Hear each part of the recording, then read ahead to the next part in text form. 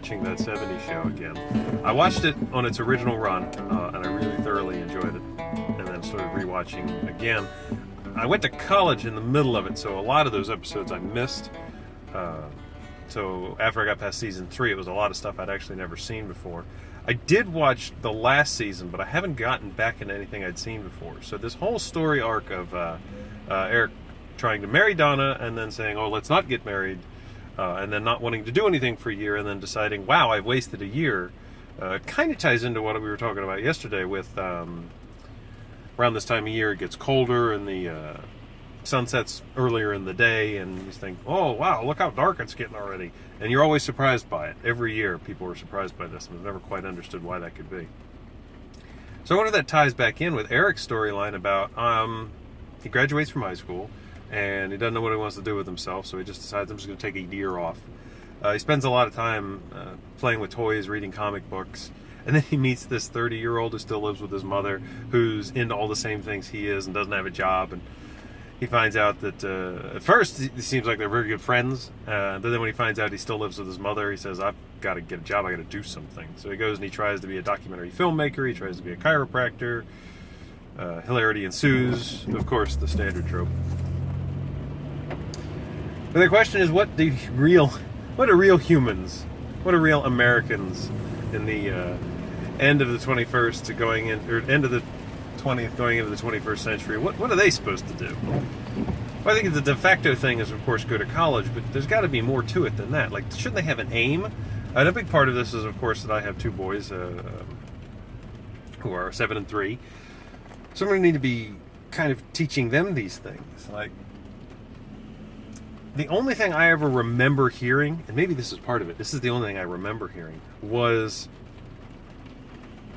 find something that you like, find something that you're good at, and study that. Go to college, study that, and then what? So what am I supposed to do after college? Like, it was never laid out to me. Going into college, I didn't even really understand the fact that there was college and then grad school and then post-grad, doctorate, that kind of thing. I just knew it was college. So I kind of figured that out. Grad students, what are grad students? I figured that out on the fly. No one explained that to me. I'm wondering if you can lay that out, if that should be laid out, or if it should be mandatory to learn. Now, I can't make things mandatory, but how could we have better helped Eric? And how can we help our kids, my kids who are in 10, 15 years are going to be heading off to college if that's what they want to choose. So if we can teach them things like how the system actually works, what they're actually going to be learning, how the price difference in jobs that you're going to be getting.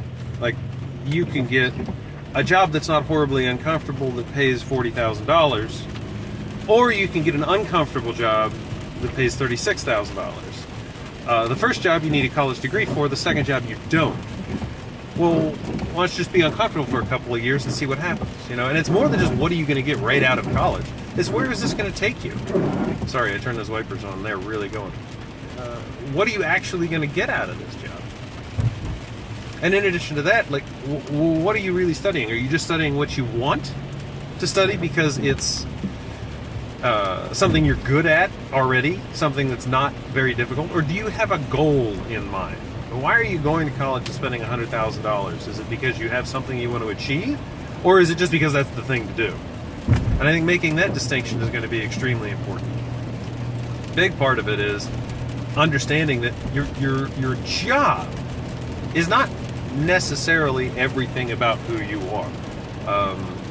Most of the successful people that I know, and I don't claim to know a lot of successful people, but most of the people who I look at and say, wow, they're successful, have either a job that they don't mind, that is work, that they're very good at and is very lucrative, or they have a job that stinks and then they started something else.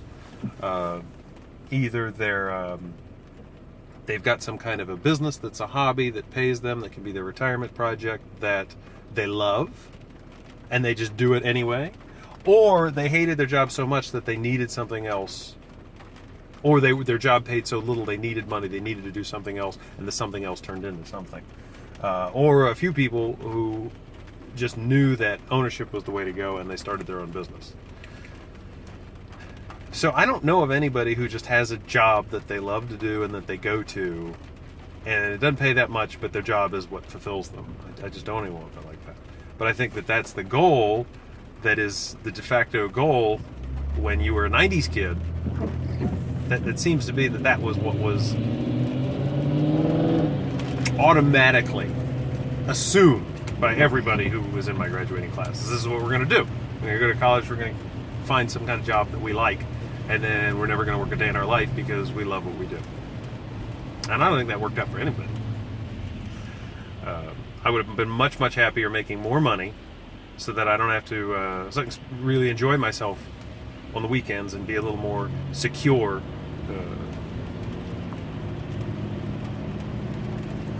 with finances. So how could we have helped Eric? Education? What did he miss? What did he not understand? No goal. I guess that's it, right? Set a goal. Just understand what your options are. You know, you can have a job that you really don't like, but it pays a lot of money, so it's worth it. I know a lot of people who got into direct sales, not because they love direct sales, but simply because they weren't bad at it, and it paid a lot of money. And then, maybe there's something, a trade of some kind. Like, I remember hearing years ago that welding was going to be in super high demand. Now, maybe that's not true anymore. That's something I heard 15 years ago. But, if 15 years ago you had gone out and said, well, I'm going to be a welder, you could be sitting pretty well right now. Something that you can do that you don't mind doing, that allows you to fulfill your passions outside of work. I remember seeing Ghost Heads. You seen the movie Ghost Heads? So this dude, he doesn't care about his job. The only thing he really wants to do is be a Ghostbuster. And that's cool. I'm cool with that, because he does a good job in his day job. It's just the day job fuels his passion. Find something that fuels your passion. Maybe that's the trick. Now, are you really expecting a 17-year-old to know what his passion is? No, probably not. But I think maybe if you set that as the goal, find something to fuel your passion, then you might be in good shape. And a big part of that is you got to figure out the fuel demands on your passion. If you're truly passionate about some kind of hobby that you can turn into an income stream, then you don't need a super lucrative job. But if your passion is travel, you're either going to need to turn that passion into a hobby, like be a successful travel blogger, or you're going to need a very lucrative job so that you can pay for the $10,000 vacation every 6 months. So that might just be it. What do you think? Fuel your passion? Is that what we need to teach kids? Doesn't matter whether it's self-fueled or fueled by something else. Doesn't matter whether your passion is your main income stream or not. Just live your life by fueling your passion. Maybe. Something to think about. Have a nice day.